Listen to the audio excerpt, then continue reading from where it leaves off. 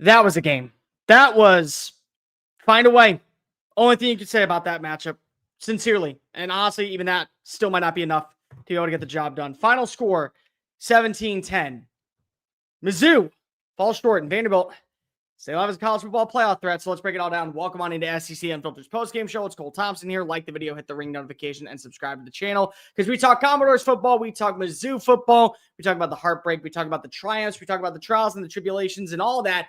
And you gotta make sure that you are subscribed and not miss out on any of the action. Download the podcast version of the show wherever you get your podcast listening systems. Follow us on the socials, link in the description, and check out all of our great work found at secunfiltered.com. And as always, we're proudly brought to you by our friends over at FanDuel. Go visit FanDuel.com/SECU. Get started today with $250 in bonus bets when you win your first $5 bet. Sign up today at FanDuel.com/SECU on Diego Pavia's Heisman odds, Vanderbilt's chances of going to the college football playoff, maybe even Missouri finding a way to finish the year off 10-2 and be right back in the hunt for a postseason conversation. All that and more, FanDuel.com/SECU. Wow, what a game. I mean, that's the first thing we got to say. This college football weekend is going to kill me. I have accepted that. We are going down to the wire in every single one of our matchups. Alabama has its struggles with South Carolina. We go to Oklahoma and Ole Miss. We got this game that feels like it should be over, but fourth down conversion after fourth down conversion. And then a heartbreak of all heartbreaks with Kevin Coleman catching the football but not being across the pylon, thus ending the game at the 1-yard line, quite literally down to the wire. I mean, it is as full on down to the wire as you could say. And if you don't like defensive football, this was not a game for you. But I love defensive football. So this was a game that I am absolutely not only flabbergasted by, but beyond excited over. So let's break it all down. Let's always start off with the winners. Vanderbilt, here's the bottom line when it comes to Vanderbilt. If you are not taking them seriously as a playoff team, I do not know what to tell you anymore. Because that was a playoff caliber win. They were down. They needed a response. They found a way to deliver. They got into it in the critical downs. They were able to move the sticks efficiently. And when your best player needed to have an I'm him moment, Diego Pavia did not miss. 1-yard line, pushing it on in, guaranteeing his team comes out on top. You can't ask for more. Sincerely, you can't. That is what we talk about when it comes to these type of moments being made for. That's why we talk about Vanderbilt having a special season. All that from the offseason, hearing him talk about what was supposed to be a playoff team. No, we take ourselves seriously as the job is not done with an 8-4 finish. We want to push the odds. We want to stack the deck and put ourselves in a position to where we can strike and be in the playoff. They have the capability, and it's because they went on the critical downs. Bottom line, that's what it's going to take for Vanderbilt to go to the playoff. That's what makes Vanderbilt efficient. The way that they were able to respond on second and third down and put themselves in a position where even though they didn't win in a lot of areas, they didn't win on the ground, they didn't win in total yards, they weren't as good as Mizzou on third down, they didn't have as many first downs, they didn't win the time of possession, they had as many penalties, they had the same amount of turnovers. There was not a single category that we saw Vanderbilt pull away in, and yet still you found a way to win.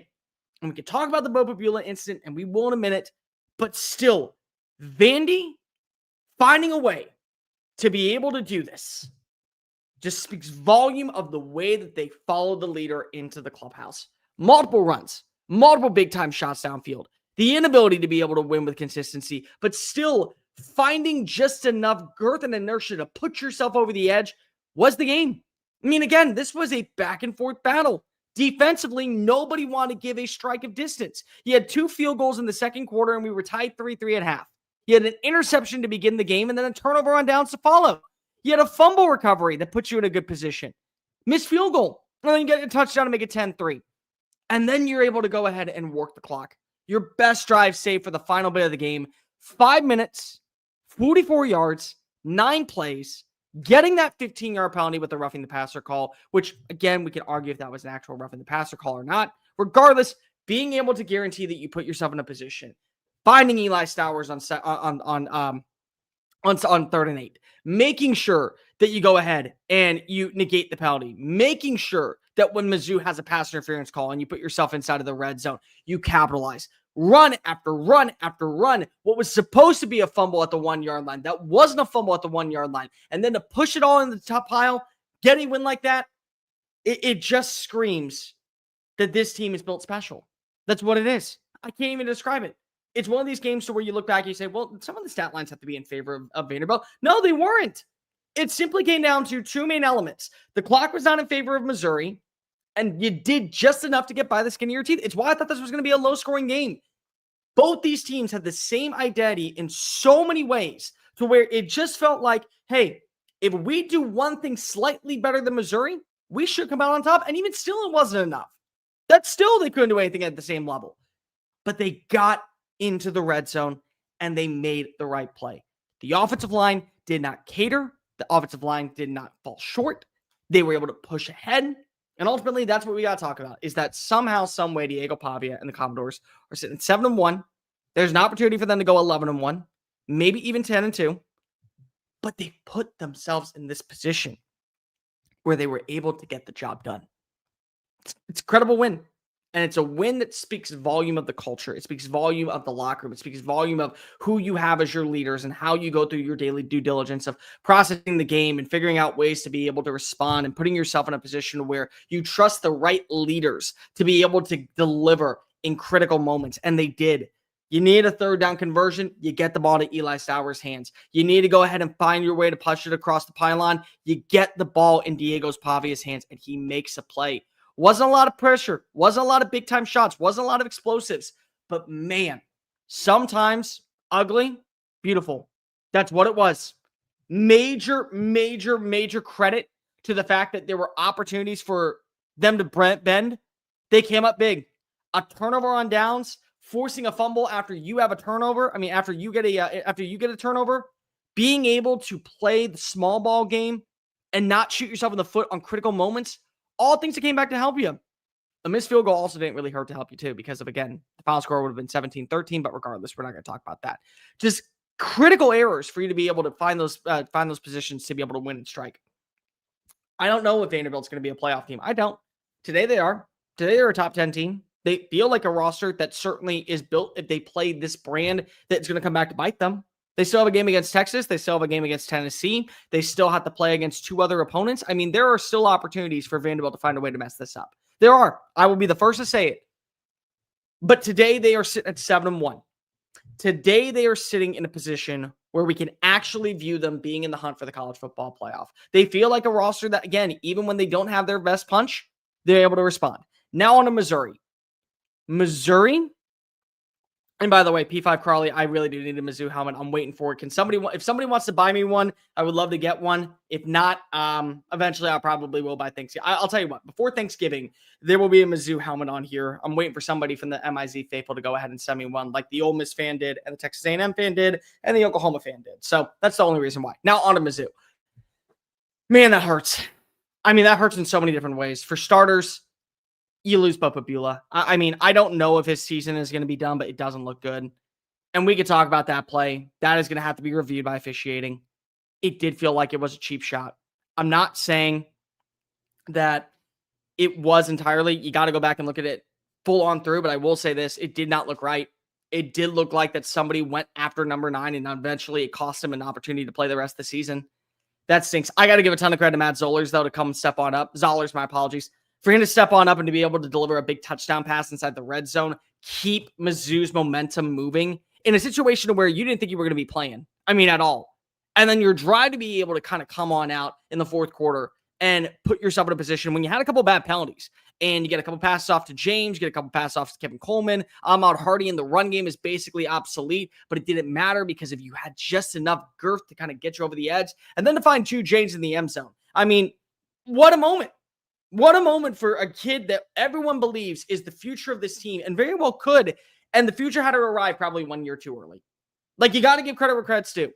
You also got to give credit, I think, for the standpoint of you realized what were your weaknesses and you were still able to kind of go ahead and push it. You knew that you weren't going to get the ball moving that much with Jamal Roberts. You knew you couldn't go run it with Matt Zoller. So you switch your game plan up and you go to Ahmad Hardy. And he nearly gets 100 yards. I mean, it still was a very solid overall execution. Most people would say in that type of moment, you kind of veer away from the run. No, you steered into the skid and you made sure that if we were going to win this football game, we were going to win based off of what we have gotten here with. And that is trusting our ground game, making sure that we are good on third down conversions, and making sure that when we have the opportunities to strike, we do so. And in the most part, this was a game that was a back and forth battle where neither defense wanted to bend, neither defense wanted to break. The floodgates never opened on up. So this is where you had to strike and kind of close things out. And ultimately, you had your shots. I mean, the fourth down conversion, the final drive alone, you have less than 2 minutes to deal with. And you put yourself in a spot to where, hey, you get a 13-yard penalty. All right, now you're sitting in 2nd and 23. You get a 15-yard penalty to put yourself in a position because of pass interference call. You go and find your way to connect on 4th down. You have to have it on 4th down. And Zollers gets a pass off to Marquise Johnson, makes a play. You get the 55-yard penalty. You get a pass off to Kevin Coleman, who once again had himself a day. We got to talk about Kevin Coleman. Again, this is why you bring him on into MIC, because if you know you need to have that big-time moment. And he does. He finishes with over 100 receiving yards. Makes the catch of the game at the very end. Just not enough. But the problem was that while both teams had penalties, both teams had massive issues when it came to the yellows. The ones that were critical came against Mizzou, and the ones that weren't critical came against Vanderbilt. Not every penalty is the same. A false start is a 5-yard loss. A late hit is a 15-yard tack on. A roughing the passer call is a 15-yard tack on. And unfortunately, Mizzou had those. And that's where you gave second chance opportunities for Vanderbilt to take the advantages, and they were able to find themselves into the end zone. We can talk about the fumble inside the red zone at the 1-yard line. I'm going to tell you what I saw. I saw a knee down. And I know that hurts a lot of the MIZ faithful. I know a lot of people watch this show because of what I talk about, and I love Missouri, and I bring up how I think they're a team that belongs in the same conversation as every other Tier 2 trying to make the jump into Tier 1 because of what Eli Drinkwitz has done. But I'm looking at it time and time again. It feels like the knee is down. You look at the Alabama game, it was very clear that Alabama was able to rock the ball out of Lenore Sellers' hands before his knee touched. It didn't have enough information, in my opinion, to call the ball out of Cedric Alexander's hands before he was down. And one play later, you get the ball in Diego Pavia's hands, and he makes you pay. That's it. You had a bad turnover. Ahmad Hardy stripped. That's a lesson learned. It's the only way you can respond. It is. Momentum was so critical in this game, and there were moments where it felt like this is where Mizzou is finally going to take on over, and they got stopped. There were so many moments where it felt like that Vanderbilt was going to finally strike, and they get stopped. And then they weren't. And you get the field goals, and this is where you go ahead and punch your way into the end zone on the Maitland Young run, off to the races. What a design play, and what a moment also, I think, from the standpoint of what you saw from Vanderbilt's team. To be able to block for him, set up a perfect angle, and then also not to get flagged with something downfield. Just let him run. Phenomenal execution. Easy play to go ahead and call on out. And then for another momentum play, for James to find his way into the end zone, for a young freshman to have to deliver that strike. It's very easy to go ahead and say Mizzou is done for the season. It's very easy to say that they're not going to find a way to go ahead and beat up on Arkansas or Oklahoma. There are things that they were able to do. It was far and away still a game to where Mizzou had opportunities and they couldn't get the job done. Doesn't mean they can't move forward. It doesn't. I still think they could be a college football playoff team. It's going to be tougher now. It is. There's no margin for error. You have to now win on the road against against Oklahoma. You have to be able to go face off against Arkansas. You can't afford a loss to anybody else on your schedule. Mississippi State, they're a lot better than we'll give them credit for. You can't afford that loss. But 10-2 is still possible. Is going to be possible now knowing that you don't have probably Beau Pribula. It's going to be a big question. I wonder. As for Mizzou, that's still ahead potentially. As for Vanderbilt, never, ever, ever take away what you were able to accomplish. You're sitting at 7-1. It's a special year out in Nashville. It's a year that you're going to remember because of your quarterback. And I said, bold prediction, I think that we are going to see Diego Pavia punch his name on up into the running for not just a college football playoff. I mean, not just for a college football playoff bid, but for the Heisman Trophy. And I know that people are going to look at stats and they're going to look at numbers and they're going to say, well, you know what? The numbers don't back it on up. Numbers are one thing. The thing that's the most important is how you play. And right now, there are not 5 quarterbacks I would want on my team more than I would want Diego Pavia. Every team in the country should want a guy like number 2 out there. Because of when the going gets tough and you have to deliver, he is there to give you the crushing blow. That's just it. And he did so tonight. That's why Vanderbilt's sitting at 17-10 with a victory, 7-1 on the season. And unfortunately, why Mizzou is sitting at 6-2 or 5-2, 6-2. My apologies. Yeah, I was talking about that. All right. Questions, comments, concerns. Mizzou's backup was still good. They'll be fine moving forward, to be honest. They should. I don't doubt that they will be a team that probably makes their running into the college football. Into the college football playoff if they are able to go 10-2. Again, that's what you'd have. Respect to Vandy. Freshman quarterback, they're done. Could be. I don't think so. 100% a dirty play. The hit on Beau Pribula, I do not think was a clean play. If you want my humble opinion, I don't think it was. I think the SEC is going to review it. I think something will have to come down of it. I think it will be brought up to the attention of the league. I think it has to. Not saying that that's the reason why Mizzou lost, but I am saying that that was a play that definitely I think needs to be called back. Did Mizzou lose or did Vandy win it? A little bit of both, I would say. Mizzou had opportunities and then they couldn't find a way to strike. Yeah, the missed field goal, turnover on downs at the 1 yard line. Maybe you just should have taken the field goal at that standpoint. Your quarterback gets hurt. Definitely a thing to where you lose it in that level. But Vanderbilt being able to capitalize on penalties put themselves in a position to where they should have been able to win. And again, as Rui brings up in the comment section here, total stat line of the game is crazy. Mizzou led in every single category and lost. It's weird.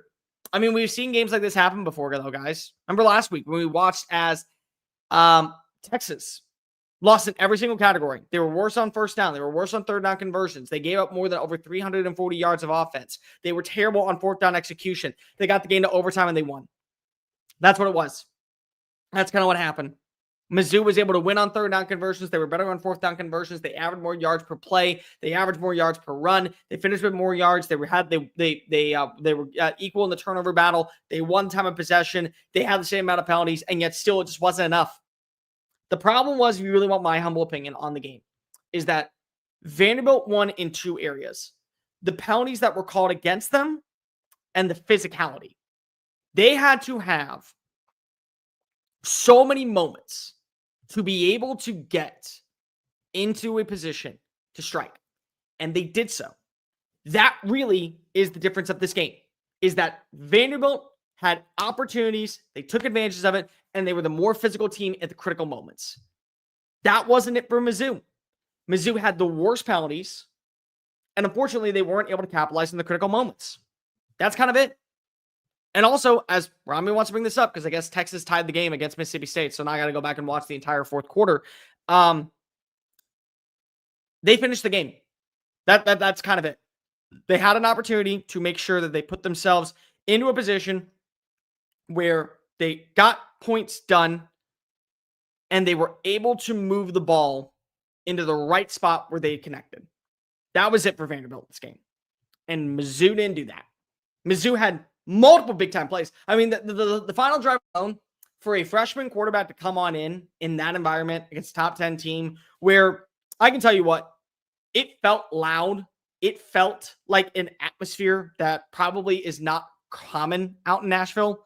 For them to be able to deliver that type of performance, I think that speaks incredible volume about what you saw from Zollers. But at the same time, it was too little too late. Again, if you get that pass off to Kevin Coleman beforehand, and you're able to get it down at the 1 yard line, maybe you punch it on in there. This game goes to overtime, and we're talking about it completely different. But that's it. I mean, that really is it. I think so. P5 brings this up. Thank you for bringing this up, because there were so many moments that I didn't realize when Mizzou was on offense or when Vandy was on defense.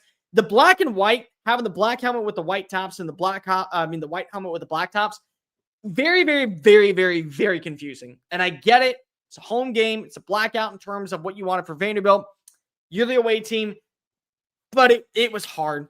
The unis were a very hard thing to follow along with. There were so many moments I thought, Mizzou's going to score. No, that's Vanderbilt on offense. Hey, here comes Vanderbilt with that critical stop. No, that's Mizzou on defense. Like, you got the uni combos really were frustrating. I can fully agree with that. Isn't it Drinkwitz's fault for falling on fourth down? Number one, it was bad call. I would have gone with the pass play. You have Kevin Coleman winning a lot of his one-on-one battles, and you have a tight end and Brett Norflake that is a mismatch nightmare inside of the red zone. I run a rollout, try to get the ball into one of their two hands, or if anything else, I do a shovel pass to go ahead and get it into Jamal Roberts or Ahmad Hardy's hands. Hopefully that happens, or I take the field goal. I think running with your quarterback on that fourth down play was a reason why, not only why you didn't get it, it was also a reason why you got hurt. I mean, that's just my stance on it. Comments, questions, get them on in before we get in and out of here. I do want to watch the end of this Alabama game. This end of the Texas game. Speaking of which, Alabama, this is why I didn't bet it. Like, there were two bets I had this week that I knew were going to hit. Number one, probably South Carolina at plus 9.5. I thought this was a very big trap game for Alabama. Didn't think it was going to happen this way, but I thought it was going to be down to the wire. And then the under in this game at 54.5. Like, I knew that you have two teams with similar profiles being able to have really, really, really solid execution. More specifically, they both know what are their strengths and weaknesses. I don't think that either was going to be able to connect on the other opponent's weakness. Therefore, it was going to be a low-scoring affair, and we hit on that. That's really it. LSU game starting. LSU game is starting, Rory. We're going to talk about that one.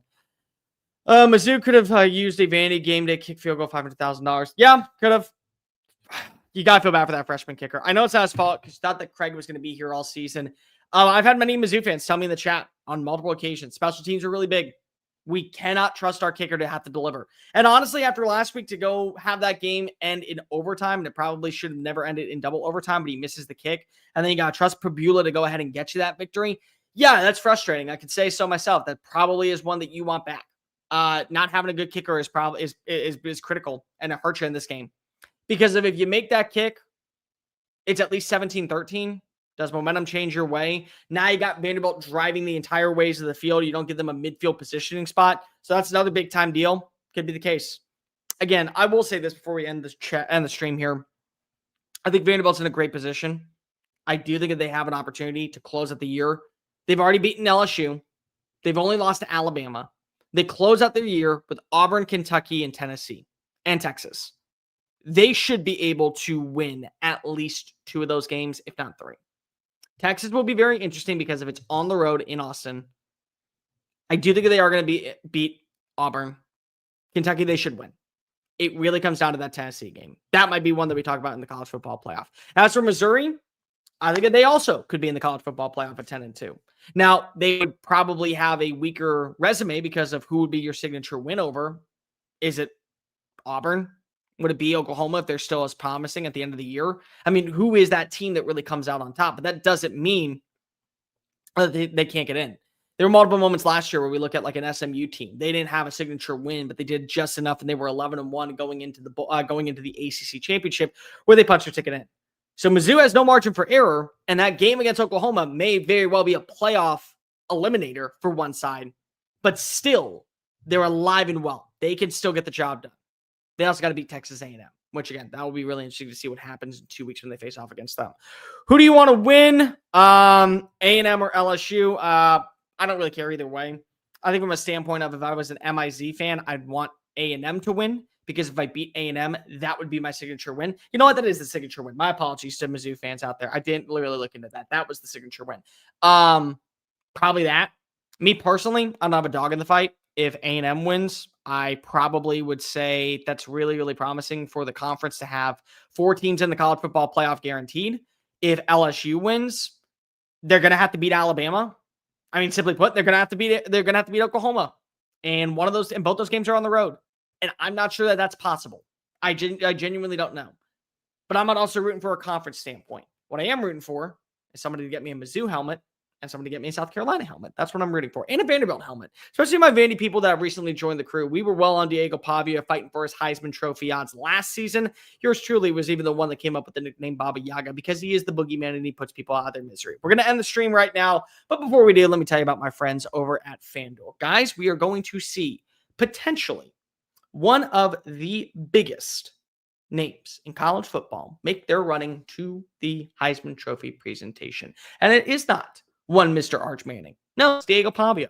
And if you want to go ahead and throw some money down on that, you should, but you should do so over at FanDuel.com/SECU. Win that bet, you're going to get $250 in bonus bets simply by playing a $5 bet. So you win that bet, go ahead and cash on in. You can go have same-game parlays, countless other bet odds. You have the NFL season underway. You have the college football season still winding on down. More specifically, you also have the NHL season, the NBA season locked on in. So sign up today at FanDuel.com/SECU. Go ahead and win your money, win your way at FanDuel.com/SECU.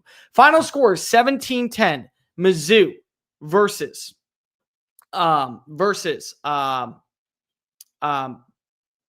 sorry, I got to read this comment question first. How do we send you a Vandy helmet wear? Iris, do me a favor. When the live stream ends, go ahead and comment your name on the video. I will comment my email and we will get in contact. Because if you really want to send me a Vandy helmet, guys, you have no idea how much I would appreciate that. That, South Carolina, and Mizzou are my next 3. I'm trying to close out the bottom row before we work our way up to the second row, and we're going to move those down. But Iris, if you really want to help me send me a Vandy helmet, that way we can have it a part of the crew, comment on the video. We will send it. All right.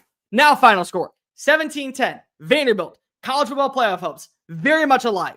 National championship hopes. Very much alive. So many things that could go right in favor of the Commodores, including Diego Pavia making a run to the college football playoff. Again, Rainmaker, count me in on that helmet. By all means, comment below. I will send you my email address. We will get in contact. We will make these happen. Final score 17-10. Mizzou on a run, still potentially to the college football playoff. And Vanderbilt celebrate out in Nashville because the Dores, they've arrived. What a fun game. What an absolute fun day in college football. All right, we'll be back after the LSU Texas A&M game. I'm Cole Thompson, SEC Unfiltered back. Peace.